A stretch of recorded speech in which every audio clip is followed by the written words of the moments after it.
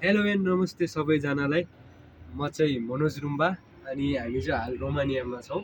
अनि यो video shoot गर्नुको कारण चाहिँ हाम्रो पहिलो भ्लग बनाउँदैछ।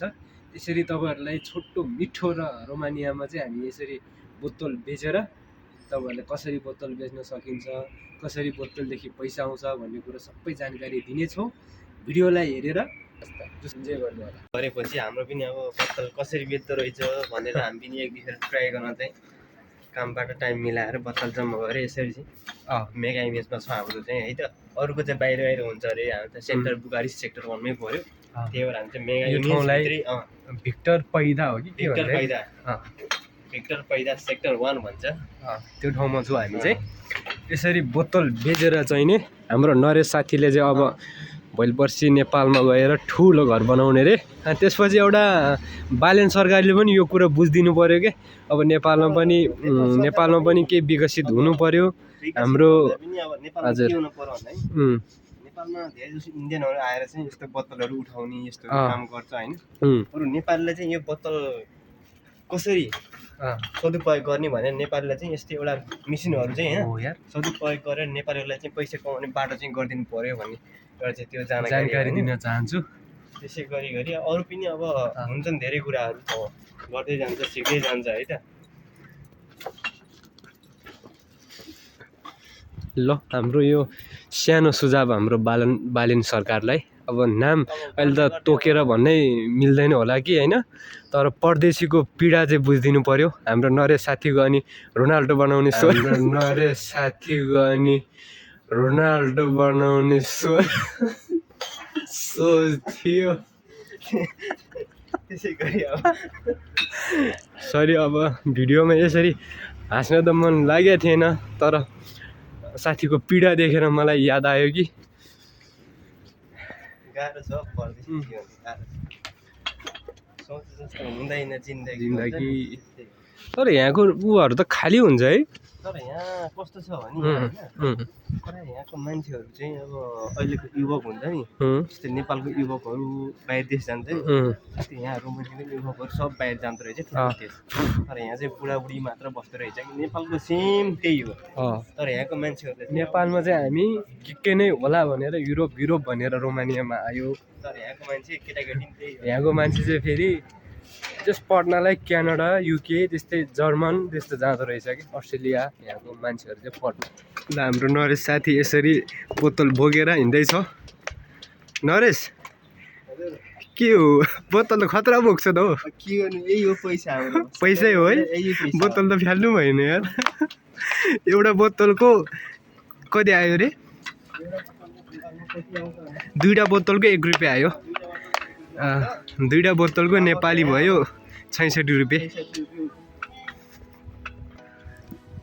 ल, तिमी पनि बोक्नु पर्यो नि यार, के हेर्नु अब युरोप आयो, युरोप आएर यस्तै हो बोतल बेच्ने, पैसा कमाउने।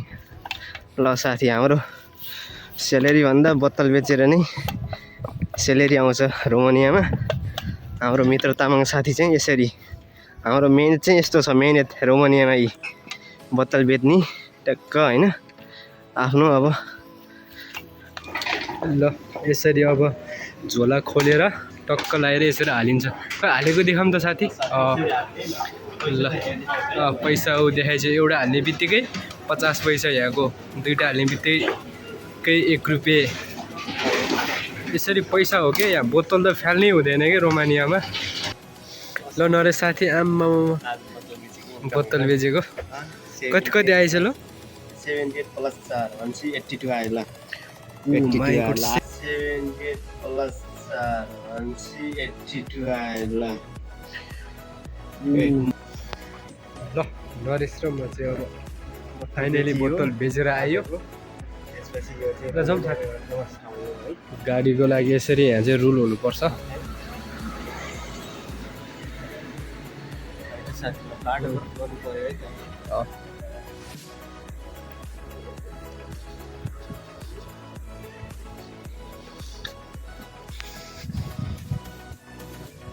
एकछिन बस न नरेश साथी। बालन चढ्ने गाडी चाहिँ हो है त। ल, नेपालमा हुन्छ नि बालन चढ्ने, यही हो। यस्तै हुन्छ सेम। यो त सस्तोमा आउँछ त है? यहाँ त सस्तै हो नि, यहाँ धेरै सस्तोमा आउँछ। अनि त्यही भएर रोमानिया त आयो केटा आयो। के छ अब हामी त बत्तल बेच्ने महिनामा यति हो महिनाको यति हुन्छ बत्तल बेचेर है यसरी धेरै आउँछ यार यो बत्तल बेचे हो साथी बत्तल खोज्न कम त गाह्रो हुन्छ बत्तल खोज्दा हेर न पैसा बोतल कति खोजी पैसा यसरी कलेक्सन गरेको छ बोतल यसरी बेचेको पैसा खोजी गर्नुपर्छ ओहो कति धेरै हो बत्तल गरे बेच हो साथी। रोमानिया सेलेरी भन्दा बत्तल बेचेर आउँछ धेरै हेर त पैसा पैसा छ है बोतल बेचेर साथीहरू ल धेरै छ पैसा कति धेरै कमाइ भएको छ यार गनेर उ पनि देखाम न यार पकडी ल है त सायद यो रोमानियालाई यसलाई एक भन्छ एक ली भन्छ ली भन्छ हैन गनेर देखाउन 1 2 3 4 5 6 7 8 9 10 11 12 13 14 15 16 17 18 19 20 21 22 23 24 25 26 27 28 29 30 है त 30 छ यो अनि त्यसपछि हाम्रो आयो 50 को पालो है त 50 100 200 150 200 250 हैन 10 20 30 10 20 30 40 50 60 70 80 90 100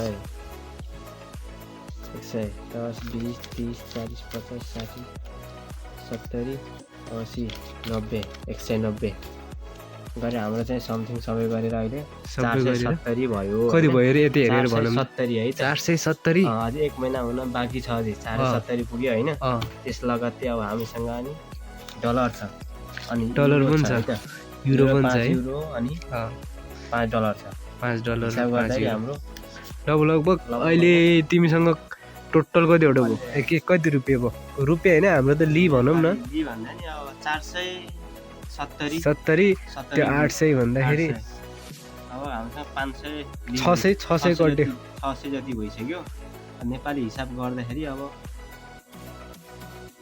600 को त टन्नै भइसक्यो नेपाली त्यही हो 40000 नेपाली कमाइन्छ 40000 40,000 भने कम हो फेरि भनौँ त साथी कति हुन्छ नेपाली 40000 बत्तल बेचेर